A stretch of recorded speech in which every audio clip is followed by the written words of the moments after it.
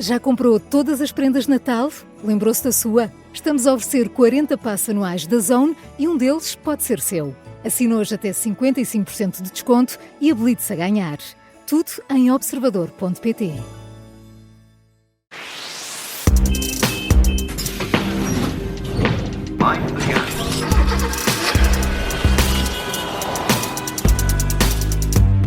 Operação Stop na Rádio Observador, todas as semanas as novidades do mundo automóvel, sempre com a ajuda do Alfredo Lavrador. Alfredo, seja muito bem-vindo. Como é que estás? Como é que foi essa semana? Lindamente, Zé Rafael. E tu? Também estou bem, obrigado. Pronto para mais uma dose de automóveis? Ora bem, sendo que esta semana é uma dose reforçada, até porque vamos revisitar, Alfredo, um tema que já falámos na semana passada aqui na Operação Stop, isto porque a Comissão Europeia anunciou esta semana os carros com que vão poder ser comprados a partir de 2035. É um tema sobre o qual já falaste na semana passada, mas agora é essa mudança, já é conhecido mesmo as alterações que a Comissão Europeia vai propor às emissões de dióxido de carbono dos veículos que vão ser vendidos, e agora já são conhecidos então esses detalhes. O que é que muda afinal, Alfredo Lavrador? Olha, como dizia muito bem, na semana passada fizemos uma antevisão com base nas informações que estavam disponíveis.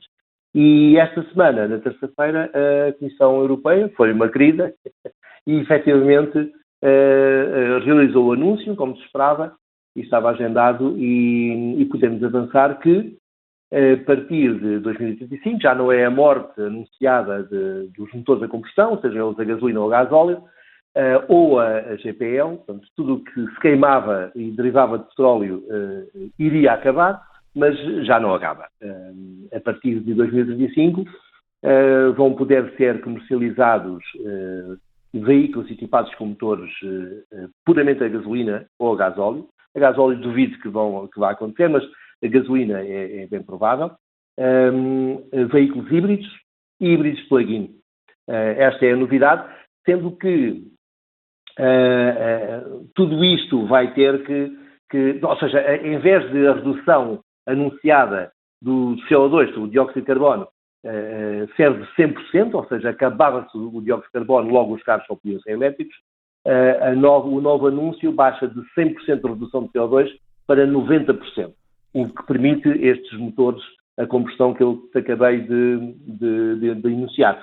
Curiosamente, a parte boa para quem vem mundos elétricos, ou a Tesla, por exemplo, é que os créditos de carbono mantêm-se para as marcas que não vão conseguir cumprir os limites.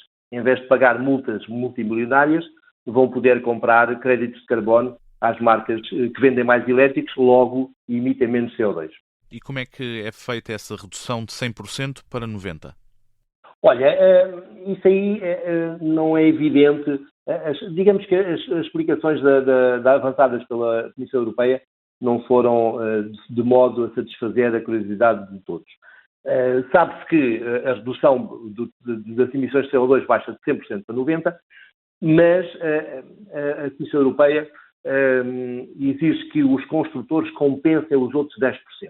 Ou seja, na cabeça dos senhores que mandam em Bruxelas, acham possível que os construtores passem a poder vender motores a combustão, híbridos plug-in, etc., e ainda assim compensar esse excesso de CO2 utilizando uns artifícios, utilizando materiais e tecnologia atual disponível, digamos assim, para cortar na dose de CO2.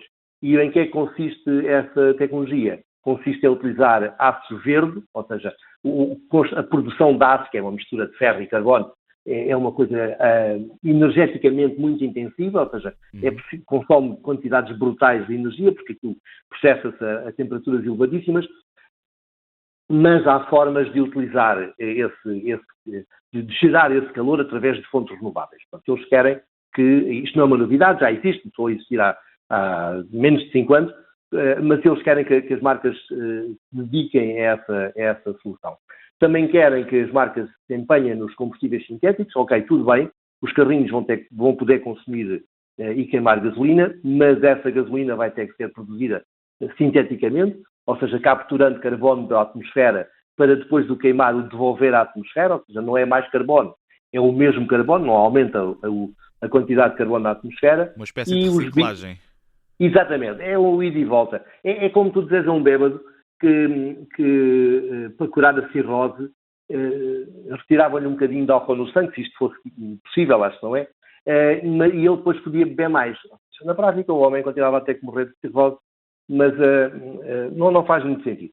E os biocombustíveis também é uma solução. Só que a Europa não possui excedente agrícola para produzir muitos biocombustíveis, a quantidade de biocombustível que seria necessário. Ou seja, teríamos que importar biocombustível, portanto, ou seja, restos agrícolas de outros países, fora da União, para produzir aqui os biocombustíveis. Não parece que em grandes quantidades isso esteja viável. E tendo em conta todas estas condicionantes, todas estas indicações, Alfredo, a partir de 2035, que automóveis e que motorizações é que estão em cima da mesa para a compra?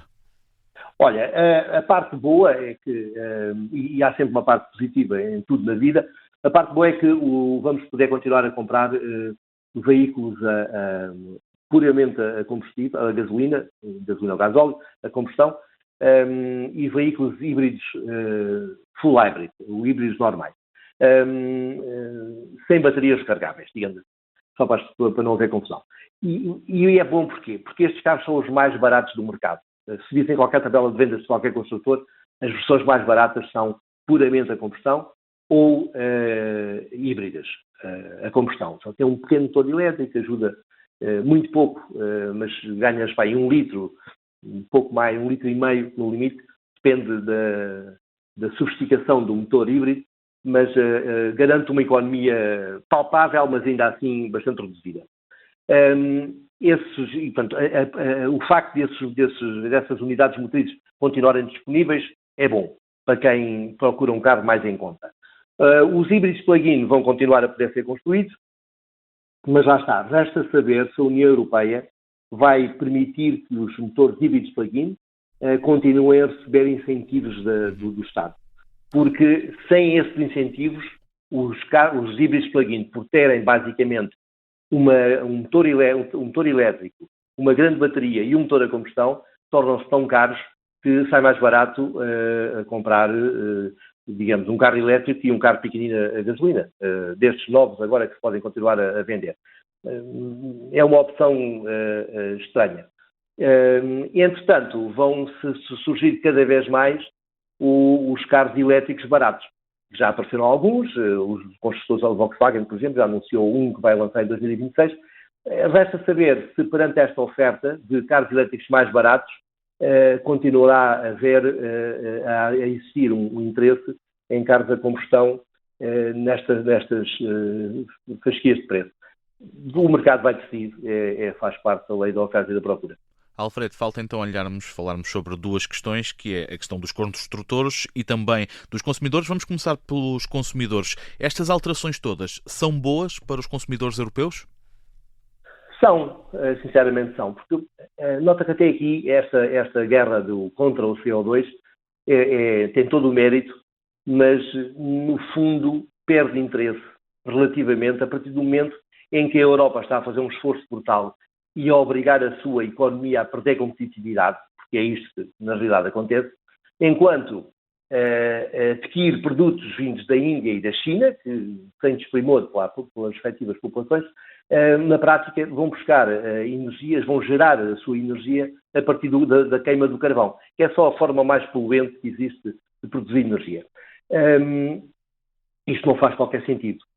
Logo, o CO2 a mim não me preocupa grandemente e acho que não deve preocupar a ninguém, porque o planeta é só um, e se tu emitir CO2 na China é exatamente a mesma coisa, produz o mesmo malefício que se o emitisse daqui à porta de casa. Estou a falar em termos de alterações ambientais, etc. Qual é a desvantagem para o consumidor? Eu e tu e todos os nossos ouvintes. É que quem vive nas grandes cidades é quem verdadeiramente sofre, e aqui não é discutível, e aqui não dá para fazer transferências de CO2, não será o problema de CO2, mas sim de partículas e NOx, que os motores a combustão emitem. Quem vive nos centros das grandes cidades cada vez mais sofre de problemas respiratórios e problemas cardiovasculares, que esses sim tendem a matar as pessoas que estão expostas a grandes concentrações, que é exatamente o que acontece nos centros das grandes cidades. Logo, para os consumidores é delicado, não pela componente CO2, mas pelas componentes dos verdadeiros poluentes dos motores a combustão. Vamos então a falar sobre os construtores europeus, que para as marcas, no fundo, se isto é bom para as marcas e os construtores europeus, e se aqui, e há pouco já falava da questão da China, a China vai continuar a ser uma ameaça? Olha, essa é a parte mais preocupante destas alterações. Estas alterações acontecem, é bom ter presente este dado, pela pressão das marcas alemãs, que pressionaram, por sua vez, o governo alemão, que, ao ter a Alemanha como o maior contribuidor para os cofres, para o orçamento da União Europeia, na prática o money rules, de maneira que eles, grosso modo, quando pedem, a Europa tem que dizer que sim. Agora, o que acontece é, uma vez que vão poder apoiar-se nos motores de combustão, e híbridos plug-in, que têm todos eles motores de combustão, vão reduzir os investimentos que já de si eram curtos, porque excepto da Volkswagen, que investiu alguma coisa, os construtores alemães não investiram muito na eletrificação. Nenhum deles tem uma fábrica de baterias, poucos, só o grupo Volkswagen é que tem plataformas específicas para veículos elétricos, a BMW e a Mercedes não têm, por exemplo. E tudo isto torna os modelos menos eficientes. Ou seja, se fores analisar a capacidade da bateria que transportam vezes a autonomia que garantem, o rácio não é brilhante. E o que vai acontecer é que eles vão reduzir ainda mais os investimentos, enquanto os chineses vão continuar a fazer elétricos cada vez melhores, porque não vão reduzir os investimentos. Vão tentar sempre fazer baterias melhores, motores mais eficientes, plataformas mais leves para poupar energia, tudo isso. E vão se instalar na Europa. O meu receio, e não estou sozinho nessas minhas preocupações, é que daqui a 10 anos, em 2085, os chineses estejam tão mais à frente do que os construtores europeus, que é bem possível que os construtores europeus, muitos deles, passem por grandes dificuldades ou deixem mesmo de existir. Muito obrigado, Alfredo Lavrador. Essa é sem dúvida uma situação sobre a qual temos de ter uma especial atenção. Alfredo, este é o último programa, a última Operação Stop antes do Natal, por isso um Feliz Natal, mas não te escapas, até porque para a semana temos ainda um último programa antes de fecharmos 2025, mas até lá, um Feliz Natal, Alfredo. Está combinado e Feliz Natal também para vocês.